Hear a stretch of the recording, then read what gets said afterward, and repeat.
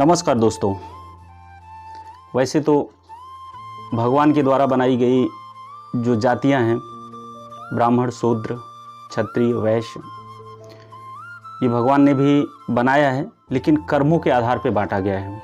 लेकिन भौतिक जीवन में जो ये जातियां बनाई गई हैं, इनमें भेद होते हैं।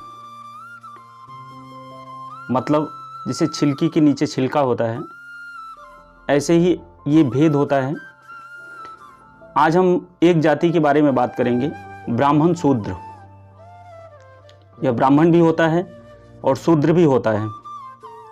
इसके लक्षण कुछ मैं आपको बताऊंगा, जिससे आप लोग समाज में जो लोग इससे पीड़ित हैं, जो लोग अभी नहीं पीड़ित हैं, और ताकि इनको आगे चल के ऐसे दुखों का सामना न करना पड़े जिसकी वजह से परेशान होते हैं। और ये लोग किस तरीके से परेशान करते हैं और इनका सब लेखा जोखा मैं आपको बताऊंगा। तो जो मनुष्यों की क्वालिटी बनाई है, ब्राह्मण क्षत्रिय हैं। एक ब्राह्मण वह होता है जो ब्रह्म का दर्शन करा दे दोस्तों, उसको भी ब्राह्मण कहा जाता है। और एक ब्राह्मण वह होता है जो अपने पूर्व के किए हुए कर्मों के आधार पर थोड़ा परेशान रहता है, वह किसी का नुकसान नहीं करता दोस्तों। और जो तीसरा क्वालिटी होता है ब्राह्मण का, वह होता है शूद्र ब्राह्मण। यह लगभग हर गांव में एक या एक से अधिक होता है। यह पूजा पाठ का दिखावा करेगा, पर मन में देहाभिमान, दंभ लिए घूमता है।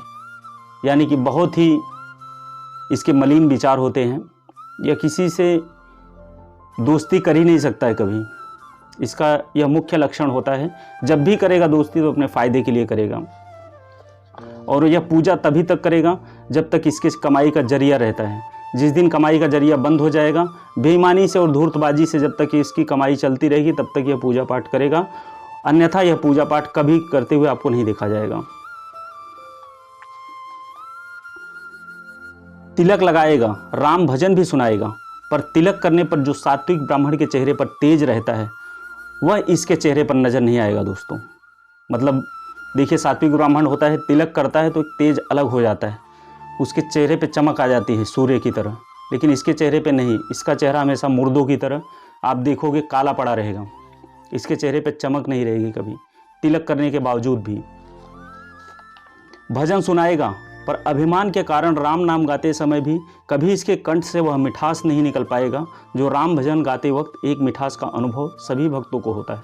जैसे 10 लोगों के बीच में अगर यह बातें बोल रहा है, राम का भजन सुना रहा है या कुछ राम की बातें बता रहे हैं, तो इसके कंठ से वह मिठास नहीं आएगी जो कि एक अनुभवी ब्राह्मण, जो सात्विक ब्राह्मण के कंठ से निकलती है मिठास।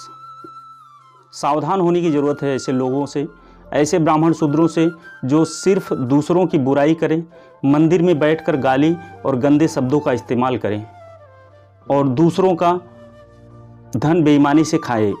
ऐसे व्यक्ति को कभी प्रणाम ना करें, उससे अपने पुण्य नष्ट होते हैं दोस्तों। अपने पुण्य भी नष्ट होते हैं ऐसे लोगों से प्रणाम करने से। प्रणाम करना है तो सिर्फ सात्विक ब्राह्मण को ही प्रणाम करें। जो सात्विक विचार के ब्राह्मण होते हैं, जो दूसरों की भलाई करते हैं, जो दूसरों को सही शिक्षा देते हैं, उनको ही प्रणाम करें दोस्तों। अन्यथा ऐसे मलिन विचार वाले शूद्र ब्राह्मण को प्रणाम ना करें, इससे आपका पुण्य नष्ट हो जाएगा। अगर समाज में पीठ पीछे किसी ब्राह्मण की निंदा हो, उससे कभी भी ज्ञान अर्जित ना करें, अन्यथा आपका हित कभी नहीं होगा। यह ब्राह्मण उस रावण की भांति होता है जो अपनों से बैर रखता है। दोस्तों, आपने सुना होगा, जो अपनों से बैर रखता है, उसकी क्वालिटी यह है इस ब्राह्मण की, ब्राह्मण शूद्र की। अपनों से बैर रखेगा और अपने ही परिवार और ख़ानदान की बुराई करेगा। अपने ही परिवार के और ख़ानदान के लोगों के ये बुराई करता फिरेगा। ऐसे लोगों को कुल का कलंक भी कहा जाता है। ऐसे व्यक्तियों को कुल का कलंक कहा जाता है, जो अपने एकता को भंग करें, जो अपने ही परिवार के लोगों की बुराई करें, जो अपने लोगों से बैर रखे, जो अपने लोगों को गलत मार्ग पे ले जाने की कोशिश करें। तो ऐसे लोगों को कुल का कलंक कहते हैं दोस्तों। समाज हित के लिए ये सब मिलाकर अच्छे व्यक्ति नहीं होते हैं दोस्तों, समाज के लिए भी अच्छे नहीं होते हैं। और सदैव सबसे ज़्यादा नुकसान यह अपनों का ही करते हैं। यह जब भी नुकसान करेगा दोस्तों, तब देख लेना आप, ऐसे लोग अपने का ही नुकसान करेंगे, यानी उनके खानदान का व्यक्ति होगा, ब्राह्मण होगा, और ऐसे लोग सिर्फ अपनों को ही टारगेट करते हैं।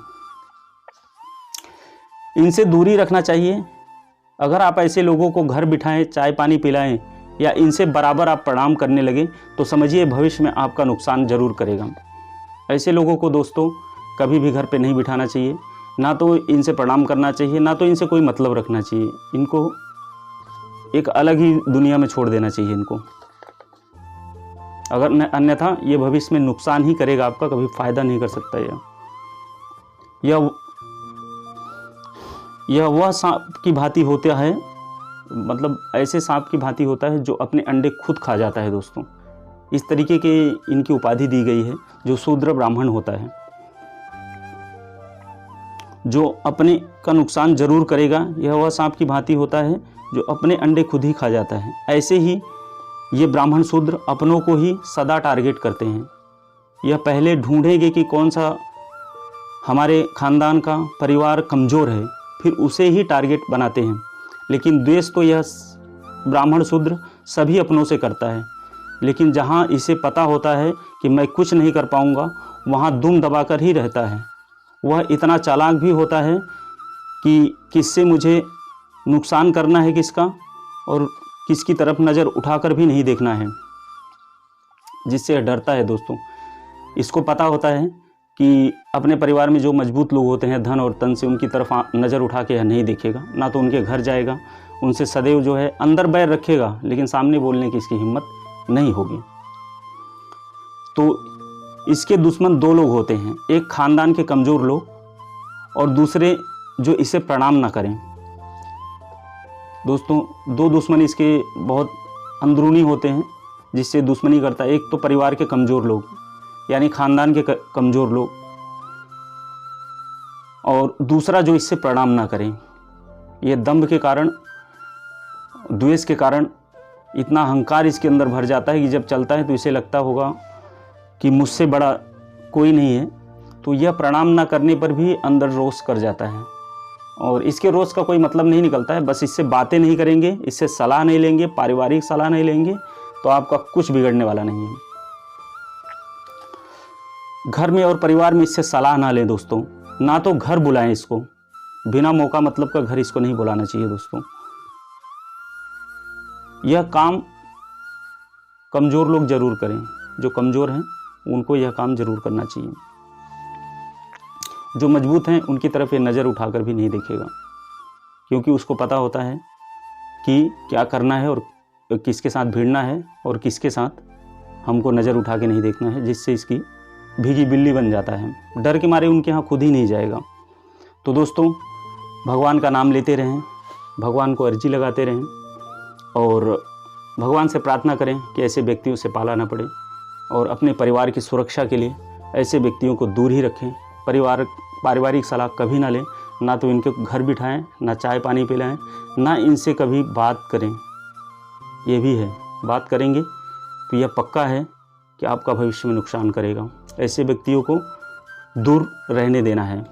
कितना भी भक्ति भाव के जाल में फंसाने की कोशिश करें, इसको प्रणाम ना करें और ना ही इसको कभी इज्जत दें, ना तो ऊंची कुर्सी दें, ना तो उच्च स्थान देना चाहिए इसे शूद्र ब्राह्मणों को। जय हिंद।